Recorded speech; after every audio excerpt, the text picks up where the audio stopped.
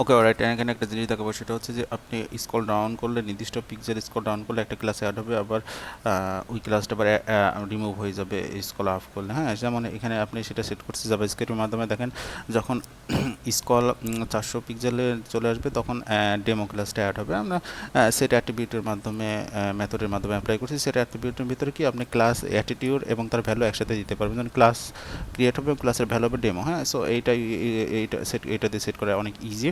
এবং আমরা যদি এটা রিমুভ হওয়ার ক্ষেত্রে যদি এখানে আমরা সেট অ্যাট্রিবিউট আর রিমুভ অ্যাট্রিবিউট যদি এখানে করতাম, সেখানে কিন্তু কাজ করতো না। হ্যাঁ, রিমুভ অ্যাট্রিবিউট করলে কিন্তু কাজ হবে না, কারণ রিমুভ অ্যাট্রিবিউট হচ্ছে সে কী করতো, এর মধ্যে যে সমস্ত ক্লাস আছে সেই ক্লাসগুলোকে কিন্তু সে অ্যাট্রিবিউট যদি রিমুভ অ্যাট্রিবিউট করেন, সে কিন্তু ওই সমস্ত অ্যাট্রিবিউটকে, সেম অ্যাট্রিবিউটকে কিন্তু রিমুভ করে দিচ্ছে। তাহলে এটা কিন্তু ফলপ্রসূ না, এসব ক্ষেত্রে কাজও করবে না। টগলের ক্ষেত্রে যেমন অফ হবে, ক্লাসটা ক্রিয়েট হবে, আবার ক্লাসটা রিমুভ হবে কোনো একটা কন্ডিশনের উপরে। সেই ক্ষেত্রে আপনি এখানে কি করবেন, সেটা হচ্ছে ক্লাস লিস্ট ফ্যামিলির মধ্যে ক্লাস লিস্ট, এই ফ্যামিলিটা অ্যাড করতে হবে। এর মধ্যে রিমুভ আছে, অ্যাড আছে, যেমন বিভিন্ন জিনিস আছে, রিমুভ আছে, অ্যাড আছে। এই যে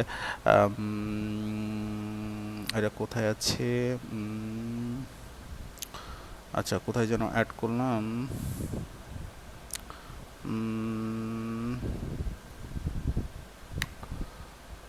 আচ্ছা এটা, আচ্ছা এটা নোট করা আছে সামহাও কোথাও, নোট করা আছে, হ্যাঁ নোটে দেওয়া আছে এটা।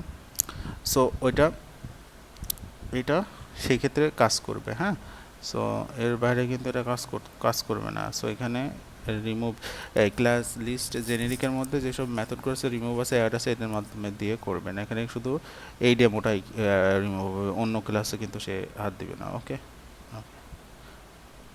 আর আরেকটা জিনিস সেটা হচ্ছে এখানে স্ক্রল টপ ইউজ করার ক্ষেত্রে আগে কিন্তু আপনাকে এলিমেন্টটা সাথে নিয়ে স্ক্রল টপ, তাছাড়া কিন্তু কাজ করবে। স্ক্রলের যে কোনো মেথড কিন্তু আগে এলিমেন্ট সহ মেনশন করে নিতে হয়, মানে কোন এলিমেন্টের উপর স্ক্রলটা করতে চাচ্ছেন, এটা ডকুমেন্ট এলিমেন্টের উপরে, এই আর কি।